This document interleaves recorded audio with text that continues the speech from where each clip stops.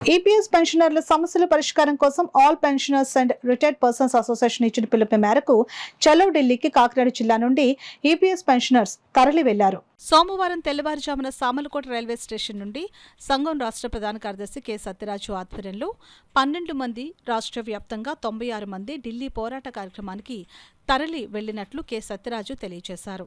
ఈ నెల 6, 7, 8 తేదీల్లో జంతర్ మంతర్ వద్ద జరిగే పోరాటంలో తాము పాల్గొనేందుకు తరలి వెళ్తున్నామని ఆయన చెప్పారు.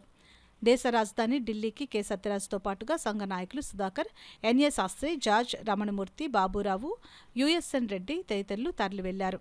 ఈ పార్లమెంటు సమావేశాల సందర్భంగా చర్చించి కనీస పెన్షన్ 9,000 ఇవ్వాలని, అలాగే హయ్యర్ వేతనం పొందుతున్నటువంటి వాళ్ళకి హయ్యర్ పెన్షన్ ఆప్షన్ అమలు చేయాలని, వీళ్ళందరికీ రైల్వే కన్సెషన్ కూడా సీనియర్ సిటిజన్కి అమలు జరపాలి, ఈపీఎఫ్ పెన్షనర్స్ అందరికీ ఉచిత వైద్య సదుపాయం కల్పించాలనే డిమాండ్తో చలో ఢిల్లీ పోరాట కార్యక్రమాన్ని చేపట్టడం జరిగింది.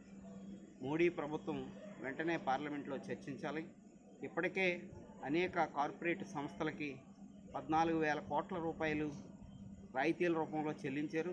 కేవలం ఈ ఈపీఎఫ్ పెన్షనర్లకి 5,000 పెంచినా వాళ్ళకు వచ్చేటటువంటి కార్పస్ ఫండ్ మీద వచ్చే వడ్డీ కూడా సరిపోతుంది. అదనంగా ప్రభుత్వం ఏం చెల్లించక్కర్లేదు. దాన్ని కూడా అమలు చేయకుండా దుర్మార్గంగా వ్యవహరించడం సరైన విధానం కాదు. వెంటనే మోడీ ప్రభుత్వం ఈపీఎఫ్ పెన్షన్లకు కనీస పెన్షన్ 9,000 చెల్లించాలని డిమాండ్ చేస్తుంది.